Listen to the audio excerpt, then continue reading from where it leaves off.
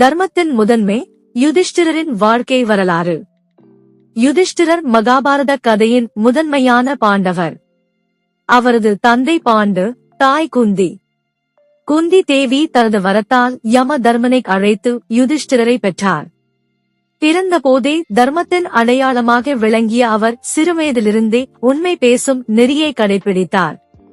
யுதிஷ்டிரர் தனது சகோதரர்களுடன் குருகுலத்தில் கல்வி கற்றார். குரு துரோணர் அவர்களுக்கு ஆயுத கல்வியும் தர்ம நெறிகளும் பயிற்றுவித்தார். அனைவரும் அறிவிலும் திறமையிலும் சிறந்தவர்களாக வளர்ந்தனர். ஹஸ்தினாபுரத்தின் அரசராக யுதிஷ்டிரரை முடிசூட்டும் யோசனை மேற்கொள்ளப்பட்டது. ஆனால் துரியோதனன் இதற்கு கடும் எதிர்ப்பு தெரிவித்தான். சகுனியின் நச்சு வார்த்தைகளால் அவன் கோபத்தில் கொதித்தான். சகுனியின் சூழ்ச்சி மூலம் யுதிஷ்டிரர் சூதாட்டத்தில் ஈடுபட்டார். துரியோதனன் மோசடி செய்து அவரிடமிருந்து ராஜ்யத்தையும் செல்வத்தையும் கைப்பற்றினான். பாண்டவர்கள் அனைத்து உரிமைகளையும் இழந்து வனவாசம் அனுபவிக்க நேரிட்டது.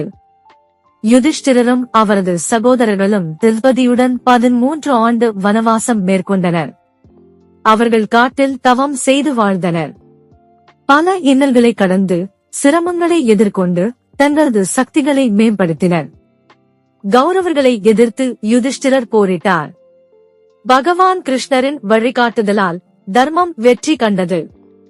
யுதிஷ்டிரர் தனது சகோதரர்களுடன் திரும்பி ஹஸ்தினாபுரத்தை மீட்டுக் கொண்டார். போருக்கு பிறகு யுதிஷ்டிரர் ஹஸ்தினாபுரத்தின் அரசனாக முடிசூட்டப்பட்டார். அவரது ஆட்சி நீதியும் தர்மமுமாக இருந்தது. மக்களுக்கு நன்மை பயக்கும் விதமாக அவர் முடிவுகளை எடுத்தார். காலப்போக்கில் பாண்டவர்கள் அனைவரும் வனபெருவாசம் மேற்கொண்டனர். யுதிஷ்டிரர் தர்ம பாதையில் பயணித்து முக்தி அடைந்தார்.